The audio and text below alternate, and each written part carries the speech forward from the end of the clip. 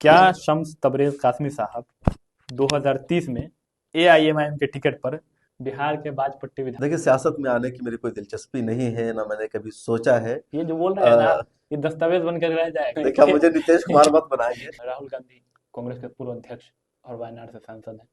भारत जोड़ो यात्रा के बाद भारत न्याय यात्रा कर रहे हैं। तो कांग्रेस क्या कर रही है कि वो चुनाव जीतने की कोशिश में नहीं है कांग्रेस, बल्कि कांग्रेस कोशिश कर रही है छोटी छोटी पार्टियों को रास्ते से साफ करना। तो जैसे कि सरकार ने आपका अकाउंट डिलीट जी करवा दिया। बिल्कुल, हुकूमत ने कराया और फेसबुक से कहकर कराया, 1.2 मिलियन का पेज को सरकार डिलीट करवा दी। सरकार ने कराया। और आजकल एक ट्रेंड चल पड़ा है कि आप जर्नलिज्म की डिग्री किए हो या नहीं किए हो, मगर आप एक माइक उठाइए, जैसे आप चांदनी चौक वाला बोल, बस वहां से माइक उठाइए, एक फोन उठाइए, एक ट्राइपॉड उठाइए और जर्नलिज्म करना शुरू कर कि दीजिए। कोई भी माइक उठाता है और जर्नलिज्म करने लगता है।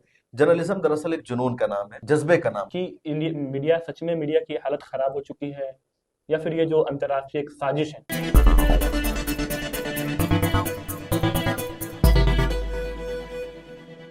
स्वागत है आपका आजाद सच पर और मैं हूं आपके साथ नैयर आजम। आमतौर पर एक जर्नलिस्ट, एक पत्रकार या उर्दू में कहे तो एक सहाफी, वो खबर बताते हैं, वो लोगों का इंटरव्यू करते हैं, मगर आज के इस इंटरव्यू में हमारे साथ जो शख्सियत है वो खुद एक सहाफी है, वो खुद एक जर्नलिस्ट है। मैं बात कर रहा हूँ मिले टाइम्स के chief editor Shams Tabrez Qasmi. Sir, आजाद सच पर स्वागत है आपका। बहुत शुक्रिया नैयर, आप तशरीफ लाए बातचीत करने के लिए। सर, हम बातचीत आगे करें, चूंकि आपका जो परिचय में नाम बता रहा हूँ शम्स तबरेज कासमी, तो तीनों नाम आपका ही है या फिर क्या है? सर, थोड़ा नाम के बारे में बताइए। देखिए, नाम असल शम्स तबरेज है जो जी। डॉक्यूमेंट्स पर है। और कासमी दारुल उलूम देवबंद से पढ़ने वाले या वहाँ से फारिग होने वाले अपने नाम के साथ लगाते हैं। कुछ लोग दूसरी वजह से भी लगाते हैं, और इस वजह से कि दारुल उलूम देवबंद के जो फाउंडर थे वो मौलाना मोहम्मद कासिम ननौतवी थे, तो उनकी तरफ निस्बत करके जैसे जामिया मिल्लिया इस्लामिया के बहुत सारे स्टूडेंट्स वहाँ के जो तो पढ़ने जामे वाले ही होते हैं वो लगाते हैं। जामी लगाते हैं। अलीगढ़ से निकले हुए अली लोग के अली के लगाते हैं। लगाते हैं ना। जामिया अशरफिया मुबारकपुर से जब तलबा पढ़ कर निकलते हैं तो अशरफी लगाते हैं, तो इसी तरह। और असल नाम है मेरा शम्स तबरेज और तमाम डॉक्यूमेंट्स पर वही है। और ये नाम मेरे नाना ने रखा था, और दरअसल शम्स तबरेज नाम के एक बहुत बड़े बुजुर्ग गुजरे हैं, शम्स तबरेजी रहमतुल्लाह अलैह। जी। शेख जलालुद्दीन रूमी के वो पीरो मुर्शिद थे, उनकी बहुत सारी करामात हैं। तो मेरे नाना जान आबिद मरहूम, उनका इंतकाल हो गया, तो वो उनसे बहुत मुतासिर थे। उनकी बायोग्राफी उन्होंने पढ़ी थी। तो जब मेरी विलादत हुई तो मेरा नाम मेरे नाना जान ने रखा।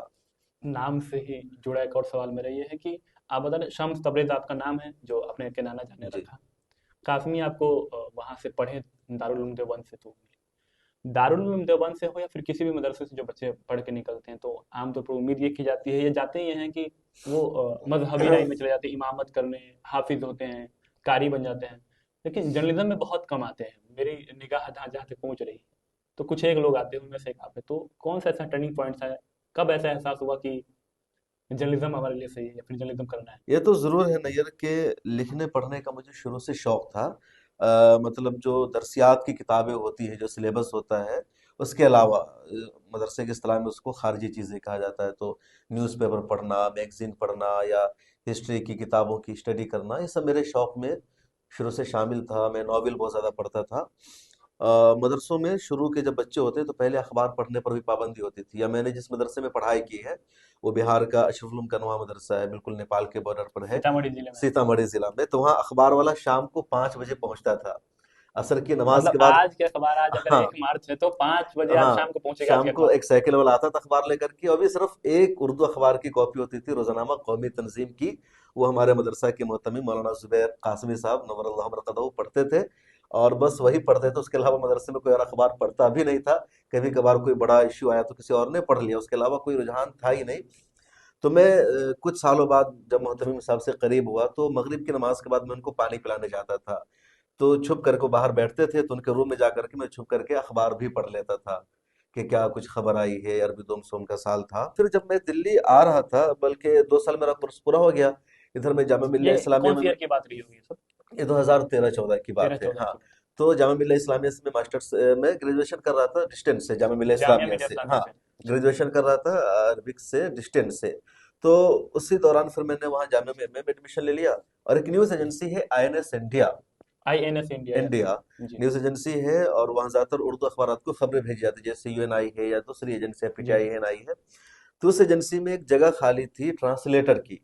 और मकसद था कि जो फॉरेन अफेयर्स की मिनिस्ट्री है उसकी जो प्रेस रिलीज होती है अंग्रेजी में, उसको उसको ट्रांसलेट उर्दू करना। में ट्रांसलेट करना है, या कभी उर्दू में तो उसको अंग्रेजी में ट्रांसलेट करना है।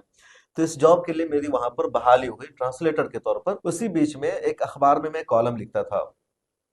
उर्दू का एक न्यूज़पेपर था, मेरा एक मजमून था इंटरनेशनल या कह लीजिए गल्फ के हालात पर था। तो उस मजमून को उन्होंने नहीं छापा, हालांकि हफ्ते में एक दिन मेरा कॉलम था, छपता था थर्सडे का थर्सडे। तो उस आर्टिकल को उन्होंने नहीं छापा। बाद में उनका फोन आया कि आपके मजमून की वजह से कुछ लोग नाराज हो सकते थे, इस वजह से हमने आपके मजमून को नहीं छापा। नाराज हो जाते हैं किस बात के लिए, मतलब आप क्या मुझे लगता है बहुत ज्यादा? कि कुछ कम्युनिटी नाराज हो जाती है, वहां से हमें एडवर्टीजमेंट मिलता है, हमारी पेमेंट रुक जाती है, ताल्लुकात आप हमारे खराब कुछ हो सकते थे। तलखियां ज्यादा लिखते थे क्या, ऐसा वो कुछ था? हाँ, गल्फ के हालात पर थे तो आप कुछ लिखेंगे तो किसी की हिमायत में होगा तो किसी के हाँ वो तो है, खिलाफ वो होगा। तो होना जब है। पॉलिटिकल इश्यूज पर लिखेंगे का, हाँ वो इंडिया की सियासत हो या आउट कहीं ऑफ और है की। ना बाहर की सियासत हो। तो वहां से मेरे जहन में एक ख्याल आया कि हमारे पास ऐसा कोई प्लेटफॉर्म होना चाहिए जहां हम खुद जहां अपनी हम बात रख सकें। आजादी के साथ लिख सकें, हमारी खुद मुख्तारी हो, और ये मसलहत सामने ना आए कि वो नाराज हो जाएगा तो उससे ताल्लुकात खराब हो जाएंगे, उससे रिश्ता बिगड़ जाएगा। तो इसी सोच के साथ मैंने सोचा कि क्या करना चाहिए।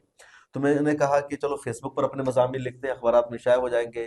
किसी ने कहा वेबसाइट बना लो, तो फिर मेरे ख्याल में आया कि हम एक वेबसाइट बना लेते हैं। कुछ दोस्तों ने मशवरा दिया, मिल्लत टाइम्स नाम चूज हुआ, और इस तरह एक वेबसाइट बनी और मिल्लत टाइम्स पर हमने न्यूज़ लिखना शुरू किया, अपनी न्यूज़ डाली। ये जब ये सब होते होते कौन सा ईयर आ चुका ये था? 2016। 2016। हाँ। मिलर टाइम्स की हाँ, न्यूज़ मिल्लत रखी गई। टाइम्स की वेबसाइट 2015 के आखिर में बन चुकी थी, और उस पर हमने न्यूज़ वगैरह डालना शुरू किया। फिर साल 2016 में 18 जनवरी को मुंबई में एक सेमिनार था मौलाना निजामुद्दीन साहब पर, जी। और उसमें मौलाना राबे साहब आए हुए थे, मौलाना खालिद सैफुल्ला रहमानी साहब थे। उस प्रोग्राम के जो ऑर्गेनाइजर थे मौलाना मुफ्ती महफूज रहमान उस्मानी साहब थे। उनका भी इंतकाल हो गया। अभी एक मौलाना शाहिद नासरी साहब मुंबई में वो थे, और उस वक्त के सारे बड़े बड़े उलमाए किराम उस सेमिनार में मौजूद थे। बहुत सारे सहाफ़ी भी थे, जर्नलिस्ट भी थे। तो उसी सेमिनार के ऑर्गेनाइजर थे मुफ्ती महफूज रहमान उस्मानी साहब रहमतुल्लाह अलैह। मैंने उनसे कहा कि हजरत मैंने अपनी एक वेबसाइट बनाई है, न्यूज़ पोर्टल शुरू करना है, तो मैं चाहता हूँ कि मौलाना राबे हसरी नदवी साहब जो all India Muslim personal board के सदर रहे, उनके हाथों ये लॉन्च हो जाए। तो जी। उसी प्रोग्राम में ये वेबसाइट लॉन्च हो गई। पहले से लोग मुझे जानते थे, तो तस्वीर वायरल हो गई, फिर लोगों ने सपोर्ट किया, और मिल्लत टाइम्स की वेबसाइट पॉपुलर हुई। विद इन 2 मंथ 60-70 तस्वीर मुल्कों में स्क्रीन लोगों पर ने दिख देखना रही है हाँ उसकी। बिल्कुल। बिल्कुल दिख रही है उसकी। हाँ। तो अगले 2 महीना में तकरीबन 2 लाख से ज्यादा उस पर हिट आ गए, व्यूज आ गए। 1-2 महीने के अंदर में? जी बिल्कुल, 60-70 मुल्कों में लोग देखने लगे, लोगों के मैसेज आने अच्छा। लगे। औसत मैं अकेला था। फिर इसकी वजह से कई लोग हमारे साथ जुड़े। इरशाद अय्यूब का आप जानते होंगे, वो हमारे साथ आए, जफर सिद्दीकी जुड़े, सुफियान सैफ आए। इन सब लोगों ने कहा कि साथ मिलकर काम करेंगे। तो इस तरह धीरे धीरे बढ़ता गया। तो जी। शुरू में एक उर्दू वेबसाइट थी बस, और मिशन भी मेरा वही था कि सिर्फ उर्दू को आगे बढ़ाना है, उर्दू जर्नलिज्म करनी, वही मेरी बुनियाद थी। जी। यूट्यूब या वीडियोस फॉर्मेट में आने का, इंग्लिश हिंदी का तो उस वक्त हमारे जहन में कुछ था ही नहीं। मिलत टाइम्स नाम सुन करके, मिलत जो जी। अल्फाज है जो इसमें, तो लोगों को ऐसे ही अगर नहीं न्यूज़ देखते हैं तो लगता है कि ये किसी खास कम्युनिटी के लिए है, उसी के लिए बात उठाते हैं। एक कहीं ना कहीं प्रिजुडिस सा, मतलब पूर्वाग्रह से लोग ग्रसित हैं इस चीज़ को लेकर के कि नहीं मिलत टाइम्स है तो किसी खास मजहब के लिए है। देखिए ऐसा नहीं है, द हिंदू अखबार का नाम है, आप जानते हैं, जी। और वो सबसे बड़ा सेकुलर अखबार माना जाता है। यूपीएससी के बच्चे जो एस्पायर पढ़ते है हैं वो ना, सब पढ़ते हैं, बच्चे बिल्कुल। पढ़ते हैं। एक मोतदिल अखबार माना जाता है। कहा जाता है कि अगर बच्चों को यूपीएससी की तैयारी करनी है, किसी भी कंपटीशन के लिए तैयारी करनी है, तो आप द हिंदू पढ़िए। लोग सजेशन देते हैं, और सबसे महंगा अखबार है वो, अंग्रेजी का। उसकी जो वर्डिंग है, उसके जो जुमले सारे अच्छे होते हैं। लेकिन हिंदू एक रिलीजन का नाम है, तो क्या आप कह सकते हैं कि हिंदू सिर्फ हिंदुओं की आवाज को उठाता है? नहीं है ऐसा। बिल्कुल नहीं। इसी तरह मिल्लत एक अरबी का वर्ड है, और मिल्लत के माने आते हैं नेशन के। मतलब मिल्लत का माना हरगिज मुसलमान नहीं है। जी बिल्कुल। मिल्लत अरबी का वर्ड है, और मिल्लत का माना आता है नेशन के, कम्युनिटी के। जी। अभी कौन सी कम्युनिटी है, इस लफ्ज से बिल्कुल भी जाहिर नहीं हो रहा है, क्योंकि मिल्लत अरबी का वर्ड है, और हमारा मकसद यही है, क्योंकि जो हमारी सोच है कि दुनिया के तमाम इंसान जी। एक है। अल्लाह ताला ने कुरान में कहा, वलक़द कररमना बनी आदम, कि हमने बनी आदम को मुकर्रम बनाया है, मुअज़्ज़ज़ बनाया है। तो दुनिया में जितने लोग हैं, खा हिंदू हो, मुसलमान हो, क्रिश्चियन हो, ईसाई हो, वो तमाम के तमाम क्या है, औलाद आदम है। सभी की जो बुनियाद है वो एक जगह से जुड़ती है। और मिल्लत भी कहीं ना कहीं इसी उम्मत की या इसकी तर्जमानी करता है कि सब लोग एक हैं। अब किसी का रिलीजन अलग है, उसका रिलीजन अलग है। इस्लाम में अगर बात की जाती है तो कहा गया कि इस्लाम में दो उम्मत है, एक उम्मत इजाबत है, एक उम्मत दावत है। एक उम्मत वो है जो इस्लाम कबूल कर चुकी है, दूसरी कौम और उम्मत वो है जो जिन्होंने इस्लाम कबूल नहीं नहीं किया। कर, हो सकता है कि आइंदा दिनों में इस्लाम को अपनाए। तो मिल्लत का जो शब्द है, जो वर्ड है, एक कॉमन वर्ड है और अरबी का वर्ड है। तो होता क्या है कि जब अरबी वर्ड को आप इस्तेमाल करेंगे तो लोगों को लगता है तो कि लगता है कि सीधे इस्लाम ही है। इस्लामी है। जैसे उर्दू का मतलब समझा मान जाता है मुसलमान इस्लाम है, जबकि उर्दू इंडिया की इंडिया जुबान की है। जुबान भाषा रही है इस्लाम का हमेशा से। दूर दूर तक उर्दू से कोई ताल्लुक नहीं है। बिल्कुल। आपके भाई मरहूम कैसर सिद्दीकी के बारे में मैं बात करना चाहूँगा कि मैं जब इंटरव्यू के लिए रिसर्च कर रहा था तो मैंने आपका एक ट्वीट देखा। 2021 की वो ट्वीट थी। जी जी। आप ट्वीट किए थे कि मेरे भाई मरहूम की आज सालगिरह है यौम वफात के मौके पर। और आपने लिखा था कि मैं उन पर किताब लिख रहा हूँ उनकी ज़िंदगी पर। मिले टाइम्स के संस्थापक में से वो रहे हैं। थोड़ा सा उनके बारे में बताइए, क्या हुआ था जो इतनी कम उम्र में उनकी वफात हो गई? हाँ, कैसर सिद्दीकी मेरे 6 साल मुझसे छोटे थे और बड़े अच्छे थे, ज़हीन थे। आपसे 6 साल छोटे हाँ, थे? मुझसे 6 साल छोटे थे वो। और मैंने जब मिलना टाइम शुरू किया तो अकेले शुरू किया, क्योंकि मेरा जो फैमिली बैकग्राउंड जी। है, जिस इलाके से मैं आता हूँ, वहाँ के लोगों की जर्नलिज्म में या इस तरह की सरगर्मियों में दिलचस्पी नहीं होती है। मैं भी आ गया, कोई पहले से प्लान नहीं होता, कहता ना कि बाप आपको पढ़ा रहा है बस या पढ़ा कुछ रहा है लोग कि आपको कुछ गाइड कर रहे हैं तो इस फील्ड में जाना है, इस सेक्शन में जाना है, इस शोबे में, ऐसा मेरे ऐसा साथ कुछ नहीं तय था। नहीं था। बस पढ़ता गया, अपनी मर्जी से मैं मैदान को वो चुनता गया। मजरूर सुल्तानपुरी का शेर है कि मैं अकेला ही चला था जाने का जाने में मंजिल पर। मंजिल मगर लोग लोग आते आते गए गए और और कारवां कारवां बनते बनता गए, गया। तो वैसी मैंने तरह। ऐसे ही शुरू किया। जी। हमारी फैमिली वालों को पता भी नहीं कि जर्नलिज्म और मीडिया क्या है, बस इतना कि टीवी चैनल अखबार इतना जानते हैं। मेरे वालिद साहब हालांकि उर्दू का न्यूज़पेपर पाबंदी से पढ़ते थे, वो अभी भी पढ़ते हैं अल्हम्दुलिल्लाह। तो मैंने शुरू किया, तो मेरे भाइयों की शुरू में दिलचस्पी नहीं थी। तो मोहम्मद कैसर मेरे छोटे भाई थे, उनकी तालीम और मुकम्मल हो गई तो 2018 में उसकी एक मरतबा तबीयत बहुत ज़्यादा ख़राब हो गई। अच्छा। हार्ट अटैक आया, उसका ऑपरेशन हुआ, फिर उसको यहाँ पर सीने में एक डिवाइस लगता है, वो हरकत को कंट्रोल करने के लिए वो मशीन लगी। फिर तबीयत उसकी ठीक ठाक हुई। उसके बाद यानी 2018 के बाद कैसर सिद्दीकी ने कहा कि मिल्लत टाइम्स को हम हिंदी में शुरू करना चाह रहे हैं। मैंने कहा कि मुझे हिंदी अच्छी नहीं आती है, मैं हिंदी का आदमी नहीं हूँ, और कोई नया सेक्शन आप शुरू कर रहे हैं तो उसके लिए आपको जुबान आनी चाहिए। इंग्लिश मिल्लत टाइम्स का शुरू हो चुका था इरशाद अयूब साहब की वजह से, उन्होंने उर्दू तो पहले इदारत से की था ही। जिम्मेदारी संभाली थी, उर्दू था ही। तो कैसर ने कहा कि हम इसकी जिम्मेदारी संभालेंगे। तो उसके बाद मैंने मिल्लत टाइम्स हिंदी की वेबसाइट बनवाई, डिजाइन हो गया, ऐप भी आ गया। फिर कैसर ने हिंदी पर खबरों को अपडेट करना शुरू किया। अच्छे खासे लोगों को कैसर सिद्दीकी ने जोड़ा। हमारे साथ आजकल के ऐसे लोग हैं जो कैसर सिद्दीकी के जरिए हमसे जुड़े। शहनवाज है मधेपुरा की, अच्छी रिपोर्टिंग करते हैं, मेराज आलम है, और ऐसे कई लोग हैं। सीतामढ़ी टाइम्स के लिए करते हैं वो। सीतामढ़ी टाइम्स के लिए जी। तो हिंदी का पूरा काम चल रहा था। फिर उन्होंने फेसबुक पर वीडियोस को अपलोड करना शुरू किया। शुरू में हम लोग सिर्फ यूट्यूब पर वीडियो डालते थे, फेसबुक पर मैं नहीं डालता था, या फेसबुक का उतना था भी नहीं। जी। तो कैसर यूट्यूब की वीडियो को फेसबुक पर अपडेट करते थे। इसके अलावा वेबसाइट पर वो नजर रखते सारा थे। मैनेजमेंट प्रबंधन हाँ, कह सकते हैं वही हाँ, करते थे। करते थे। कई लोगों को उन्होंने जोड़ा। उसके बाद 2020 में बिहार इलेक्शन का मौका था। मैं कोविड के दौरान। वैशाली में था जी।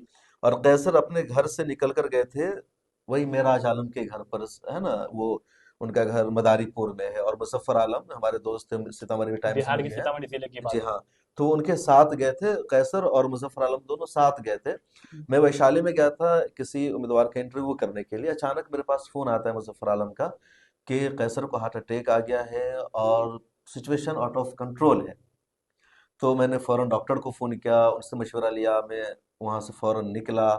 बट उनको वहाँ से अस्पताल पहुँचाया गया, हमारे कुछ रिश्तेदार वहाँ पर पहुँचे। और अस्पताल जाते जाते कैसर का तकरीबन रास्ते में इंतकाल हो गया, और सीतामढ़ी हॉस्पिटल पहुँच करके आईसीयू वगैरह किया गया, मशीन लगाई गई, लेकिन पता चला कि इंतकाल हो चुका है। डॉक्टर साजिद साहब थे, उन्होंने भी मुझे बताया कि आपके भाई अब इस दुनिया में नहीं रहे। तो फिर उनकी तकफीन हुई। तो बहुत कम, यानी तकरीबन 23-24 साल उम्र रही कैसर सिद्दीकी की। लेकिन इस उम्र में उन्होंने मिल्लत टाइम्स को बहुत आगे बढ़ाया, मुझे बहुत सपोर्ट किया, और उसकी वजह से मिल्लत टाइम्स एक जुबान से हटकर 2-3 जुबानों में आ गया। सोशल मीडिया पर अच्छी रीच हुई और बड़ा सपोर्ट मिला मुझे। जब कैसर की वफात की खबर मिली तो मुझे बड़ा धचका लगा कि ऐसा लगा कि मेरा जो दायां बाजू था वो मुझसे कट गया है। खास तौर पर सीतामढ़ी टाइम्स को भी कैसर ने शुरू किया था, और आज के दौर में सीतामढ़ी टाइम्स इलाकाई और रीजनल खबरों के लिए एक अच्छा सोर्स और प्लेटफॉर्म माना जाता है, आप जानते हैं उसको। जी जी बिल्कुल। आप पिछले 7-8 साल के जर्नलिज्म में कई लोग इंटरव्यू कर चुके हैं। मतलब कोई ऐसा शख्सियत है जिनकी इंटरव्यू आप करना चाहते हैं, चाहे पॉलिटिकली हो, कोई राजनेता या कोई अभिनेता या फिर किसी भी क्षेत्र से जुड़े हुए कोई, जिनका इंटरव्यू नहीं, इनका इंटरव्यू हमको करना है, ऐसा कोई मन में है किसी के नाम? नहीं, ऐसा कोई एक नाम नहीं। मैं चाहता हूँ कि जो पॉलिटिकल पार्टी के रहनुमा है, जो नेता है, उनका मैं इंटरव्यू करूँ, वो टाइम दे, लेकिन ये लोग ज्यादातर टाइम देते नहीं है। ये लोग क्योंकि मतलब? जो भी नेता हो बड़े, मतलब किसी भी पार्टी के, होता क्या है कि सब लोग अपनी अच्छी रीत चाहते हैं या सबका अपना मफाद होता है। तो जो बड़ी बड़ी पॉलिटिकल पार्टियों के, खाओ मुसलमान नाम वाली पार्टियां हो या दूसरी पार्टियां हो, ये सब लोग बड़े चैनलों की तरफ रुख करते हैं। उनको लगता है कि अगर मेन स्ट्रीम के चैनल पर या जो सेटेलाइट है वहां जी। हमने इंटरव्यू दिया तो हमारी जो इमेज होगी वो सेकुलर वाली होगी, अच्छी होगी, उससे ज्यादा हमारा कद बढ़ेगा। ये लोग तो अपने लोग हैं, तो इसी हमारी मैं यहाँ खबर रोक के चलाते पूछना हैं। चाहूंगा एक बात। आपने कहा कि वो वहाँ इंटरव्यू इसलिए देते हैं कि ताकि लगेगा कि सेकुलर है।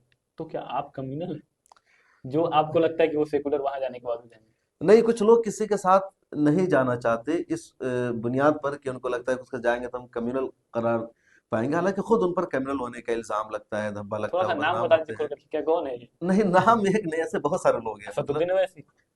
नहीं, असद वैसी का मैं इंटरव्यू कर चुका हूँ।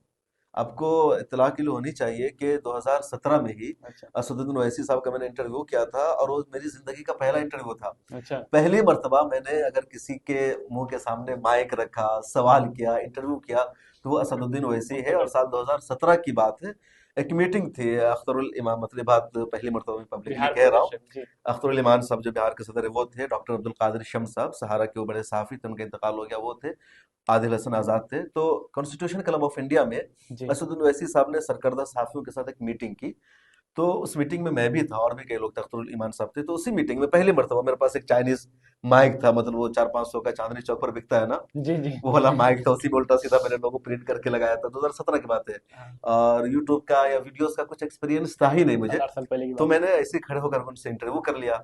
अब उस इंटरव्यू में मैं कैमरा को सही से फेस तक नहीं कर पा रहा हूँ, मेरा मुंह नीचे लटका हुआ है, मैं उनसे इंटरव्यू कर रहा हूँ, ऐसे साहब का ऐसी लंबा कद है, तो हाँ। उनके मैं यहीं पर हो रहा हूँ। तो मैंने उनका उसके बाद इंटरव्यू कभी किया। अप्रोच नहीं किया आप, क्या असदुद्दीन ओवैसी हो या फिर मुस्लिम जितने भी लीडर हो, गुलाम नबी हाँ। आजाद हो, इधर एक नए इमरान प्रतापगढ़िया हैं, इन सबको कभी अप्रोच नहीं किया? या फिर इनके अलावा जो बीजेपी से हैं, जो भी बड़े लीडर हैं, जो दिल्ली में रहते हैं, दिल्ली में तो सब मिल जाएंगे, प्रधानमंत्री भी आ देखिए, जाते हैं। मैंने अप्रोच किया लेकिन वो लोग टाइम नहीं देते। अब मेरे साथ क्या होता है कि मैं एक मतलब ख्याल आया कोई इशू है, इनका इंटरव्यू करूँ, मैसेज करता हूँ। अब ये टाल देते हैं, अच्छा कल कीजिए, परसों कीजिए। अब जब बार बार ये लोग टालने लगते हैं ना, तो इतना टाइम नहीं होता कि मैं इनके पीछे पड़ा रहूं। फिर मैं सोचता हूँ कि क्या है जरूरत है इनका इंटरव्यू करने की, जब ये मुझे अच्छी तरह रिस्पॉन्स नहीं दे रहे हैं या एक टाइम में बात नहीं कर रहे। अब जो लोग वन टाइम में रिस्पॉन्स सही दे देते हैं, मैं उनका इंटरव्यू जरूर करता हूँ। जो लोग वन बिल्कुल। टाइम में रिस्पॉन्स नहीं देते या टालते हैं, तो मैं भी मठेड़ देता हूँ कि मुझे इनके इंटरव्यू करने की जरूरत थोड़ा सोचते रहे, जैसे नहीं है। हमारी हाँ आपसे बात हो रही थी तो जी। आपने वन टाइम में रिस्पॉन्स किया। अब वो ऐसी साहब है, मैं जी। इनसे कई मौका पर कांटेक्ट करता हूँ, और अब इनका रिस्पॉन्स नहीं आता है, फोन जी। रिसीव नहीं होता। कभी इनके जराए से, मतलब जो इनके स्पोक पर्सन हैं या जिनको पार्टी के लीडर्स हैं, उनसे मैं बात करने की कोशिश करता हूँ, वो इन तक मैसेज पहुंचाते हैं, और फिर कोई जवाब नहीं आता। बीच में मैं भी सुस्त पड़ जाता हूँ। मैं भी, मुझे भी लगता है कि चलो काफी मसरूफ आदमी है, क्या ही मैं तंग करूँ। अगर उनको मुनासिब नहीं लगता मेरे इंटरव्यू देना तो कोई मसला नहीं है। या गुलाम नबी आजाद का तो एक दो प्रोग्राम में मैंने इंटरव्यू किया है, ऐसे नहीं किया। कन्हैया कुमार से मैंने अप्रोच किया इंटरव्यू के लिए, खुद मुस्लिम लीडरों आपने से किया। कोशिश किया है, हाँ, ये अलग कोशिश बात है किया, कि नहीं इमरान कर प्रतापगढ़ी से भी मैंने कोशिश की। कई मरतबा मिले टाइम्स पर उनका इंटरव्यू आया भी है। असरार ने 2 बार मिले टाइम्स के लिए इंटरव्यू किया है, शायान ने किया है, जाकिर अली त्यागी ने मिले टाइम्स के लिए इमरान प्रतापगढ़ी का इंटरव्यू किया। तो मैंने बजाते खुद नहीं किया, लेकिन हमारी टीम के लोगों ने इन लोगों का अप्रोच किया इंटरव्यू था? किया है, किया। अप्रोच किया है, जहां मौका मिलता है कर लेते हैं। जर्नलिज्म के सिचुएशन पर थोड़ा बात करते हैं कि रिपोर्टर्स विदाउट बॉर्डर अंतर्राष्ट्रीय एक संस्था है जो दुनिया भर में मीडिया की आज़ादी कितनी है इसको मापती है, वो चेक करती है हर साल। 2021 का इसका रिपोर्ट कहता है कि भारतीय मीडिया जो है 180 देशों की सूची में 142वें नंबर पर थी, जो कि बहुत खराब है। हम्म। लेकिन उससे भी ताज्जुब तब होती है कि जब 2022 का रिपोर्ट आता है तो उसमें 150वें नंबर पर खिसक करके आ जाता है। और आज जब हम इस इंटरव्यू को रिकॉर्ड कर रहे हैं, 2024 चल रहा है, तो 2023 का रिपोर्ट ये कहता है कि जो भारतीय मीडिया है वो 180 देशों की सूची में 161वें नंबर पर। आप जर्नलिज्म में, आप हिंदुस्तान में रहकर जर्नलिज्म कर रहे हैं, what do you think about it कि इंडिया मीडिया, सच में मीडिया की हालत खराब हो चुकी है या फिर ये जो अंतर्राष्ट्रीय एक साजिश है? आप क्या कहना चाहेंगे? नहीं, मीडिया सच में खराब है। अब इंडियन मीडिया का लेवल देखिए कि दुनिया के किसी भी मुल्क में जहां जमहूरियत है, डेमोक्रेसी है, जहां जमहूरियत और डेमोक्रेसी है, हम उसकी बात नहीं करेंगे। तो जी। जिस मुल्क में भी डेमोक्रेसी और जमहूरियत है, क्या वहां की मीडिया को आपने देखा है कि मीडिया ने हुकूमत से सवाल पूछने के बजाय अपोजिशन पार्टियों से सवाल पूछना शुरू किया हो? अमेरिका का अखबार है न्यूयॉर्क टाइम्स, वाशिंगटन पोस्ट, वो अपने सदर से सवाल करता है, जो मौजूदा सदर है। पिछले दिनों जब ट्रम्प अमेरिका के सदर थे, जी तो वाशिंगटन पोस्ट उनके एक एक झूठ को काउंट कर रहा था। जी जी बिल्कुल। और अब जब ट्रम्प हुकूमत में नहीं, ऑपोजिशन में है, इलेक्शन लड़ने की तैयारी कर रहे हैं, तो वहां का अखबार ट्रम्प के खिलाफ ज्यादा नहीं लिखता, बल्कि जो बाइडेन की पॉलिसियों पर सवाल उठाता है। गजा में इसराइल का हमला हो रहा है, तो वहां के अखबार लगातार अपने ही मुल्क की पॉलिसी पर तनकीद कर रहे हैं। क्या आप इंडिया में देखते हैं, आपको नजर आता है कि कहीं भी जो बड़े बड़े अखबार कहलाते हैं, जो बड़े बड़े मीडिया हाउसेज है, टीवी चैनल है, उन्होंने हुकूमत से सवाल पूछा हो, हुकूमत पर कोई तनकीद की हो, या प्रेस कॉन्फ्रेंस करने का मुतालबा किया हो? यहाँ सवाल पूछा जाता है अपोजिशन से, यहाँ सवाल पूछा जाता है हुकूमत के खिलाफ जो पार्टियां हैं उनसे, यहाँ सवाल पूछा जाता है माइनॉरिटीज से या कमजोर तबका से। तो यही वजह है कि इंडियन मीडिया का जो लेवल है बहुत डाउन हो चुका है। चंद लोग बचे हैं जो सोशल मीडिया के सहारे हुकूमत से सवाल पूछते हैं या हुकूमत के कामों पर तनकीद करते हैं, और उनके खिलाफ भी एक्शन लिया जाता है। सोशल मीडिया पर एक्शन लेने का बड़ा आसान तरीका हो गया है, क्योंकि जो फेसबुक, यूट्यूब या ट्विटर जैसी बड़ी बड़ी कंपनियां हैं, तो इन कंपनियों पर चाइना में पाबंदी लगी हुई है। उसके बाद चाइना के बाद सबसे ज्यादा आबादी वाला जो देश है वो इंडिया है। तो यहाँ इनके लाखों करोड़ों या मिलियंस में कह लीजिए कस्टमर्स है, फॉलोवर्स है। अब अगर इंडिया भी इन एप्लीकेशन पर बैन लगा देगा, तो उन कंपनियों का बहुत बड़ा खसारा हो जाएगा। तो अब इंडियन हुकूमत क्या करती है, जिस सोशल मीडिया के अकाउंट से खतरा होता है, उसको लगता है कि नुकसान पहुंच रहा है, तो उस अकाउंट को ही बैन करवाया जाता है, जी उसकी रीच रुकवाई जाती है। और जी लगातार इंडिया में हो रहा है, और ये कंपनियां मजबूर है भारत सरकार की बात मानने को। खुद मिलर टाइम्स का फेसबुक पेज था, 1 मिलियन से ज्यादा फॉलोअर्स थे, हुकूमत ने फेसबुक से कह करके उसको डिलीट करा दिया। मैंने पूरी कोशिश की है, जवाब मिला कि सरकार ने कराया है, तो हम इसमें कुछ नहीं कर सकते, और इस वजह से कि सरकार ने आपका अकाउंट डिलीट जी करवा दिया? बिल्कुल, हुकूमत ने कराया और फेसबुक से कहकर कराया। 1.2 मिलियन का पेज को सरकार डिलीट करवा दी? सरकार ने कराया, और इस वजह से कि जब दिल्ली में दंगे हुए थे, तो उस दंगों की मिलर टाइम्स ने ग्राउंड पर जाकर रिपोर्ट की थी। एक एक वीडियो दिल्ली दंगों की मिलर टाइम्स के फेसबुक पेज पर 50-50 मिलियन देखी गई थी। तो एजेंडा एक्सपोज हो गया। तो जो मस्जिदें जलाई गई थी उसको हमने दिखाया था कि किस तरह दंगाइयों ने मस्जिदों को जलाया है। तो उस पेज को डिलीट कराया गया। और सिर्फ अभी की बात है, अभी एक्स को लेकर के एलन मस्क का ट्वीट सामने आया कि भारत सरकार ने कई सारे ट्विटर हैंडल को बैन करने का जी मुतालबा अभी किया अभी है, हाल में और आया। भारत सरकार के इस मुतालबे के हम खिलाफ है। इसके बावजूद हमें सरकार की बात माननी पड़ रही है, और हमने उन अकाउंट्स को इंडिया में बैन कर दिया है। हमारे कई सारे दोस्त हैं जो ट्विटर पर बड़े एक्टिव थे, उनके ट्विटर अकाउंट को इंडिया में बैन कर या फिर दिया गया रीच है। डाउन कर दिया या गया? रीच फेसबुक की अभी रीच डाउन कर दी गई, सारे जर्नलिस्ट इसका शिकवा कर रहे हैं। मुझे तो ताज्जुब होता है कि सरकार के पास बड़े बड़े मीडिया हाउसेस है, टीवी चैनल है, सोशल मीडिया पर भी जो सबसे ज्यादा रीच है उन बड़े बड़े मीडिया हाउसेस की है, जिनके पास सेटेलाइट चैनल है। तो चंद मुट्ठी भर जो लोग हैं, जिनके 1 मिलियन 2 मिलियन सब्सक्राइबर है भारत में, जब 140 करोड़ की आबादी है, तो वहाँ 1 मिलियन 2 मिलियन या 10 मिलियन वाले यूट्यूब की कोई हैसियत नहीं रह जाती है। लेकिन इन लोगों से भी भारत सरकार डरती है, इनके चैनल को डिलीट करा देती है, इनकी रीच को रुकवा देती है। मुझे नहीं पता कि आखिर सरकार इतनी खौफजदा क्यों है। 1 मिलियन 2 मिलियन से एक सवाल सर, वो ये है कि आजकल एक ट्रेंड चल पड़ा है कि आप जर्नलिज्म की डिग्री किए हो या नहीं किए हो, मगर आप एक माइक उठाइए, जैसे आप चांदनी चौक वाला बोल, बस वहां से माइक उठाइए, एक फोन उठाइए, एक ट्राइपॉड उठाइए और जर्नलिज्म करना शुरू कर दीजिए सर। क्या लगता है कि जर्नलिज्म की इन सब चीज़ों के आने की वजह से जर्नलिज्म का जो स्टैंडर्ड था वो गिरा है, डाउन हुआ है, या फिर नहीं, अभिव्यक्ति की आज़ादी बढ़ी है, फ्रीडम ऑफ स्पीच बढ़ी है? देखिए, कोई भी रेवोल्यूशन आता है, इनकलाब आता है, तो उसमें कुछ अच्छाई भी होती है और उसका कुछ मिस यूज भी किया तो जाता आप है। इसको रेवोल्यूशन के नजरिए से देखते हैं हाँ सर? बिल्कुल, ये सोशल मीडिया की वजह से रेवोल्यूशन आया है, इनकलाब आया है, लोगों का शोर बेदार हुआ है। अब पहले क्या था कि आपको कोई खबर देनी है, कहीं कोई हादसा हुआ है, तो मीडिया की मोनोपोली थी। वो अखबार आपकी खबर छापेगा, तभी आपके जुल्म के बारे में दुनिया को पता चलेगा, वरना किसी को पता नहीं नहीं चल चलेगा। पाएगा। अखबार ने खबर छापा, टीवी ने और देखा, डिले भी खबर आती थी, और बहुत डिले डिले। होता था। तो मजलूमों की आवाज नहीं पहुंच पाती थी, लोगों पर अत्याचार होता था। और अब कहते हैं ना, जो पंचायती राज था, जी कोई कोई किसी को सता रहा है, किसी का इस्तेसाल कर रहा है। सोशल मीडिया के आने के बाद इस सब का खात्मा हो गया है। लोगों के हाथ में मोबाइल है, किसी के साथ कुछ होता है फौरन सोशल मीडिया पर वो चीज आती है। और इसी वजह से अच्छे अच्छे पॉलिटिशियन, अच्छे अच्छे डाकू गुंडे, या जो अपने आप को दबंग कहते हैं, वो जेल में जा चुके हैं, या उनके खिलाफ कार्रवाई की जाती है, उनके खिलाफ मगर कई बार एफआईआर दर्ज ऐसा होता होती है है कि sir social fake media. News भी फैलाया जाता है, इसकी वजह से दंगा भी भड़क जाता है। देखिए, फेक न्यूज सिर्फ सोशल मीडिया के जरिए नहीं फैलती है, टीवी चैनल पर भी फेक न्यूज आता है, अखबारात में भी फेक न्यूज छपती है। कुरान ने आज से 400 1400 साल पहले कहा था, या अय्युहल्लज़ीना आमनू इन जाअकुम फासिकुम बिनबइन फतबय्यनु, कि ईमान वालों अगर तुम्हारे पास कोई फासिक खबर लेकर आता है तो पहले उसकी तस्दीक कर लो, ताकि तुम गुमराही में न पड़ जाओ, गलत रास्ते पर न पड़ जाओ। तो जी मतलब फेक बेशक। न्यूज हर जमाने में रहा है, कुरान की मैंने एक मिसाल दी है। तो फेक न्यूज हर दौर में है। आपको नहीं लगता कि टीवी चैनल पर गलत खबरें छपती है?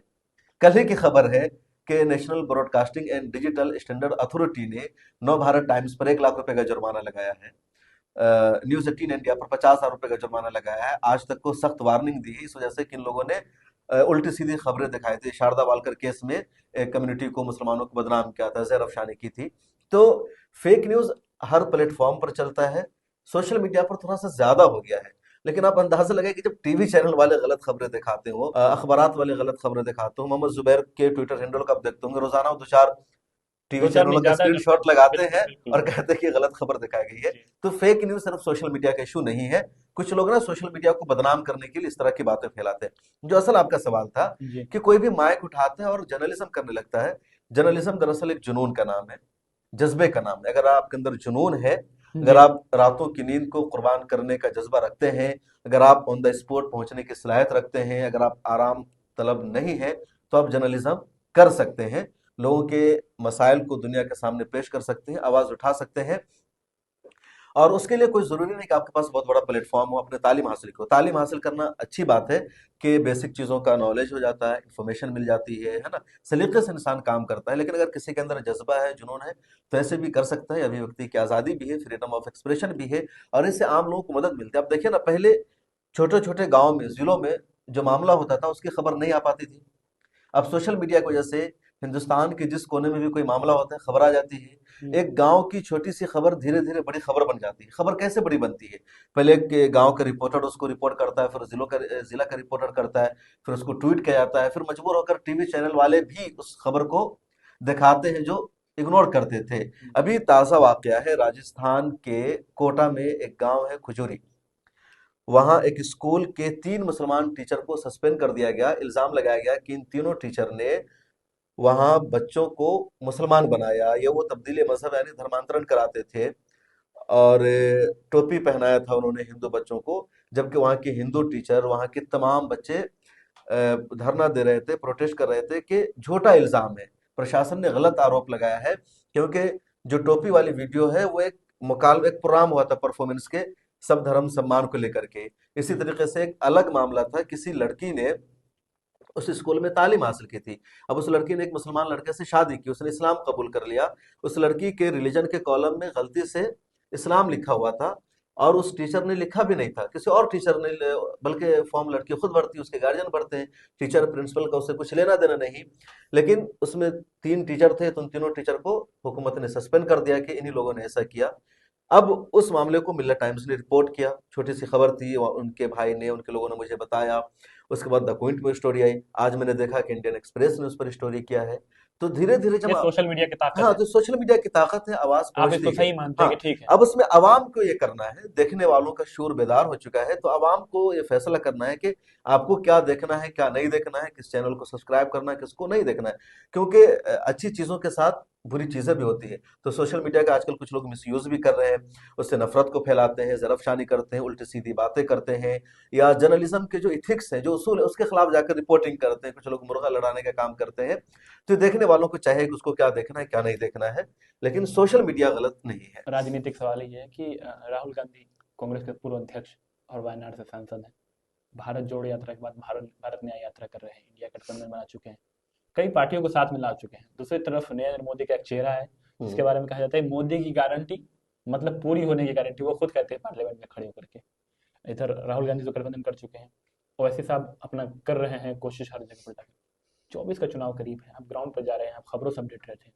आप अपने नजरिए से क्या कहना चाहेंगे? क्या देख रहे हैं आप? किन की सरकार आ रही है, या फिर राजनीतिक जो आपकी सोच है वो कहाँ तक पहुंच रही है? क्या आप मतलब कहना चाहेंगे इस पर? देखिए, 2024 का इलेक्शन बहुत नजदीक आ गया है, और इंडिया अलायंस बहुत अच्छा बना था। उसमें कुछ कमी हुई है, नीतीश कुमार ने कुछ नुकसान भी पहुंचा है। लेकिन मुझे लगता है कि जो लड़ाई है वो मुश्किल होगी, टफ होगी। कांग्रेस सरकार में आए या बीजेपी सरकार में आए, लेकिन जो भी पार्टी इख्तिदार में आएगी, ज्यादा मार्जिन के साथ नहीं आ पाएगी। मतलब जो 303 वाला, जो हाँ, 370 वाला जो चल रहा है दावा, बिल्कुल नहीं चल रहा है, वो सब होगा, नहीं होगा? बिल्कुल वैसा नहीं होगा। कांग्रेस को थोड़ा सा और तवज्जो देना होगा। जो कुछ छोटी छोटी पार्टियां बची हुई है, कांग्रेस को चाहिए कि कुर्बानी दे, उन्हें दो अलायंस दो में चार नाम, शामिल करे। सोशल मीडिया का जमाना भी, बात चल रही थी, हाँ, नहीं, वायरल हो जैसे जाते वीडियो, से नाम बता उत्तर दीजिए प्रदेश कहीं, हो में सकता है पहुंच जाए वीडियो वहां उत्तर तक। प्रदेश में मायावती की पार्टी है, उनको अपने अलायंस में शामिल करना चाहिए। अच्छा, असम में मौलाना बहन जी तो बदरुद्दीन आना नहीं अजमल चाह रही की, है। नहीं, ये कोशिश भी करे ना, ममता बनर्जी भी नहीं आना चाह रही थी, आखिरकार वो आई जी, तो कोशिश। इनको भी कोशिश करनी चाहिए, लेकिन ये नहीं ला रहे हैं, क्योंकि अखिलेश यादव नाराज हो जाएंगे।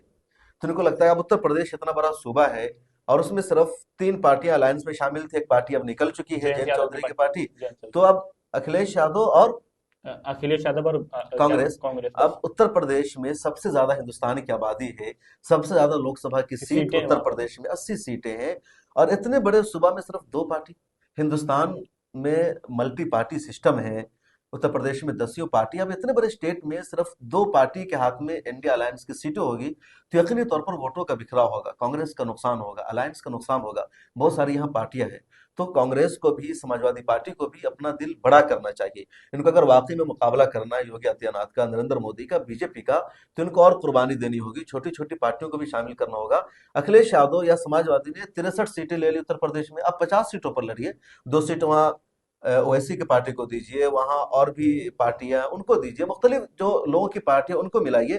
तो इस तरह अब 50 सीट पर भी अगर समाजवादी पार्टी लड़ती बहुत है, अब कुछ दूर अब 63 पर ही लड़ेंगे, तो मतलब कांग्रेस को इंडिया, अपने। मतलब इंडिया की सरकार नहीं आ रही, फाइट देगी अच्छे से, लेकिन ये है कि सरकार नहीं आएगी, ये देखिए, कहना चाह रहे हैं। सरकार किसकी बनेगी मैं ये नहीं कह सकता, लेकिन इंडिया अलायंसेस की सरकार बन सकती है अगर वो अपना दिल बड़ा करे, छोटी छोटी पार्टियों को अपनी यहाँ जगह दे। जैसे असम में मैं देख रहा हूँ कि मौलाना बदरुद्दीन अजमल वहाँ के बड़े नेता हैं, 18-20 सीटों पर AIUDF के। वो जीतते हैं, उनके विधायक जीतते हैं 3 मरतबा, यानी 3-3 सीटों पर उनके लोकसभा के उम्मीदवार जीतते हैं। और असम अब जब इतनी बड़ी विधानसभा पार्टी चुनाव के हो साथ रहा था तो कांग्रेस का गठबंधन भी था उनके साथ। गठबंधन भी था, जी। इसके बावजूद कांग्रेस ने उनको इस अलायंस में बार नहीं नहीं लिया। रखे साथ में। तो कांग्रेस क्या कर रही है कि वो चुनाव जीतने की कोशिश में नहीं है कांग्रेस, बल्कि कांग्रेस कोशिश कर रही है छोटी छोटी पार्टियों को रास्ते से साफ करना, बड़ी पार्टियों के साथ अलायंस करना, और धीरे धीरे। बड़ा इल्जाम लगा रहे हैं आप कांग्रेस पे। ये। नहीं, कांग्रेस की ये रिवायत रही है कि छोटी पार्टियों को दूर करना, बड़ी पार्टियों को इक़्तिदार में रहने देना। खुद अरविंद केजरीवाल से या आम आदमी पार्टी से दिल्ली में अलायंस हुआ, लेकिन कांग्रेस ने बहुत कोशिश की शुरू में आम आदमी पार्टी को अलग थलग रखने की, कई मुद्दों पर उस पार्टी का साथ नहीं दिया, लेकिन छोटी पार्टी ने मजबूर कर दिया, तब हम्म। उनके साथ अलायंस कर रही है। तो कांग्रेस को या बड़ी पार्टियों को और कुर्बानी देने की जरूरत है। अभी 26 पार्टियों का अलायंस है।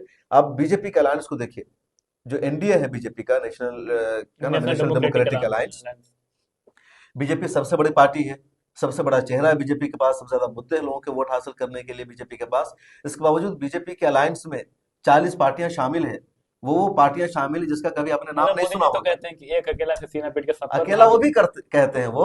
दूसरी तरफ उनका जो एनडीए है उसमें 40 से ज्यादा पार्टियां शामिल है, और ऐसी ऐसी पार्टियां शामिल है जिसका आपने कभी नाम नहीं सुना होगा, नहीं, बिल्कुल, ये कहीं तो है। चर्चा नहीं होता है, और उन पार्टियों को भी वो एक एक सीट दे देते हैं।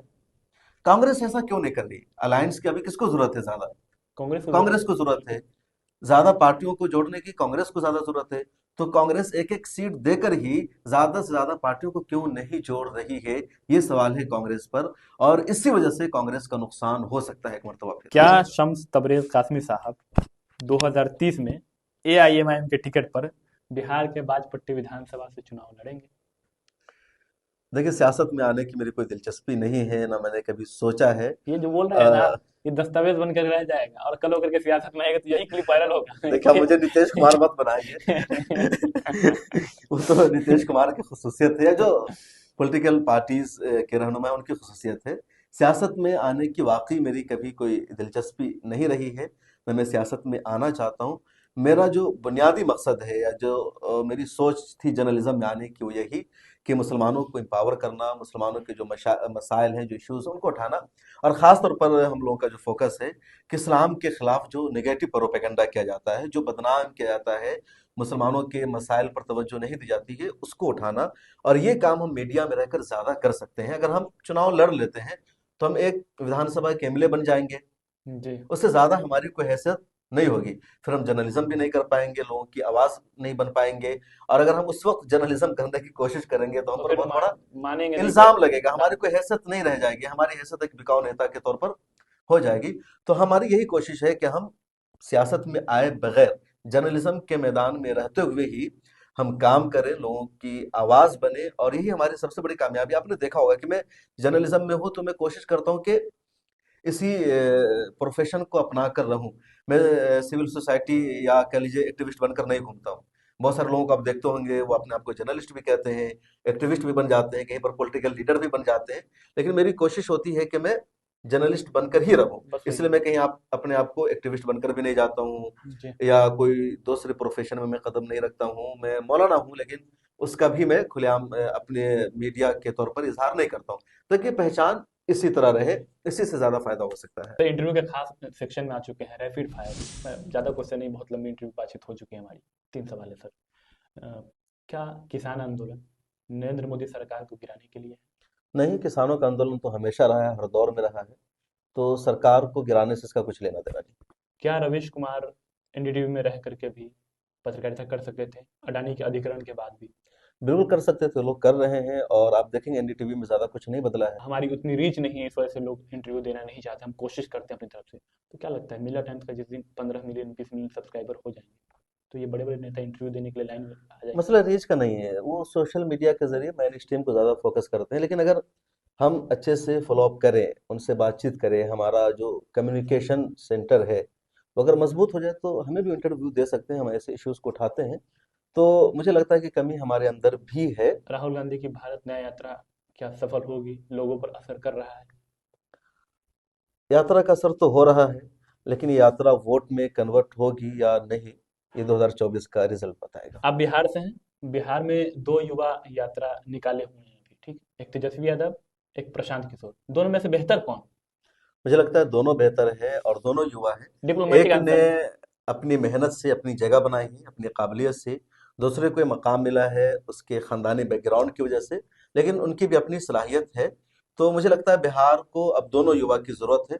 पुराने लोगों को अब रिटायरमेंट लेना चाहिए, संन्यास लेना चाहिए, और इन दोनों युवा को बिहार की सियासत करने में, बिहार की खिदमत करने का मौका मिलना चाहिए। सर 24 का चुनाव करीब है। जाहिर सी बात है, राजनेता के साथ साथ पत्रकार भी बहुत बिजी होते हैं।